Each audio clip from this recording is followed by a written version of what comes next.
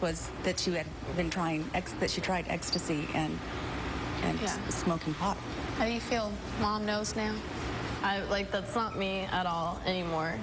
This is back when I was hanging out with people that were bad influences, and that's how all that started. But since then, I've changed friends and everything, and I mean, none of that happens now. Michelle, your daughter Alicia said that she made a sex video 1 week after dating a guy. And Alicia, where were you? Where'd you meet him again? MySpace? Yes. You met him on MySpace. Did you know that she had this guy that you met on MySpace, and a week later she was intimate? I had no idea about that. I don't understand why you did that. Did you do any tapes? Is what you did a tape with this guy? Yeah, just one. Tell your mother what you did. He was recording me. Well, I didn't know at first, but I didn't really do anything to stop him. Cooper Lawrence is a developmental psychologist, a national radio host, and she's here very much because we love and trust her opinion.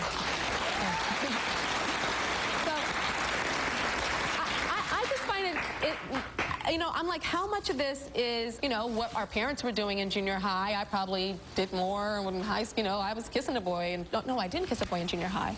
Oh my gosh. My first kiss was 9th grade. Anyway, I digress. But I'm just saying, I know that every generation is a little faster. But this to me is like fast forward. Yeah, this is absolutely fast forward. Yeah. I mean, I have to say that this is not most teenagers. I know your survey found some very shocking results, but I'm not shocked by the fact that kids make bad decisions.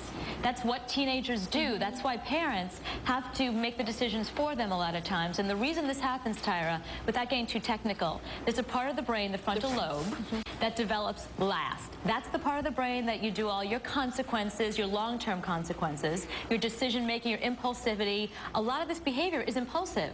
And if they were just 5, 10 years older, they'd go, what did I do? They'd think it was crazy. But at this age, it makes perfect sense. Also, you're talking about girls who have very low self-esteem. Yeah. And I'm struck by some of the words they're using. They're saying they regret it. They're saying they didn't feel great afterwards. Of course not. All the sex you're having is for those boys. You're not doing anything for yourself. So you leave feeling even worse about yourself. It's like a cycle. I feel bad, let me have sex to feel better.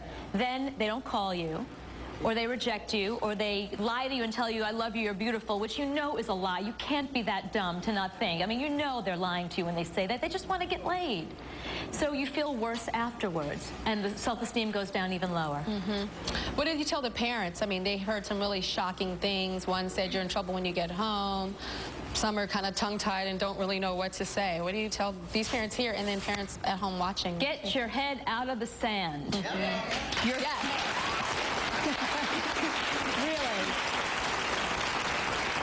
Your kids are doing it, so talk to them, but talk to them the way they talk. Use the language they use.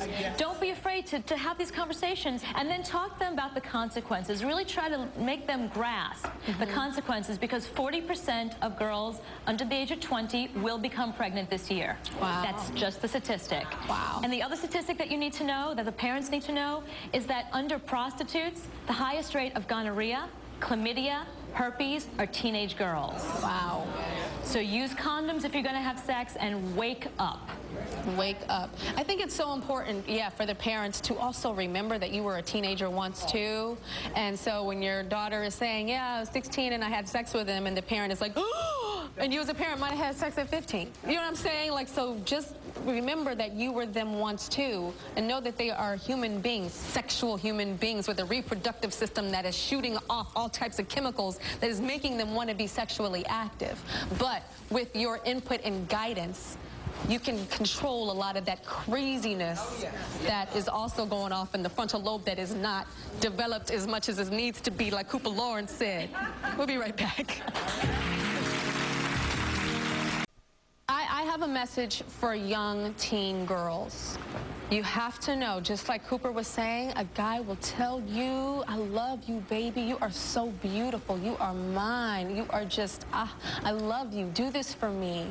I can't wear a condom. I can't feel it. Oh, well, why don't you, there. Why don't you do that? Let me tape it. All that type of stuff, they will tell you anything and everything to get something from you, and you know what I'm talking about. Also, do not be afraid to go to your parents. Tell them, Mom, I love you and I really want to be honest with you and talk to you. Please, I do not want you to punish me for what I'm going to tell you, because I want to be able to be free so that you can help me through this, okay? And parents, be open to your children coming to you. I know you would probably want them to come to you before them coming and hearing crazy things on the street. My mama, I could ask her any and everything, and she never penalized me for any question or anything that I ever confessed to her. Peace and love, fearsome love. You guys stay safe. See you later. The hardest thing about today was telling my mom how much partners I've had, and just seeing how she reacted just hurt so much. I didn't know that she thought I respected myself. I'm not just this promiscuous girl, this promiscuous teenager. I'm a person too. I'm a smart person that does stupid things. I felt like I disappointed my sister.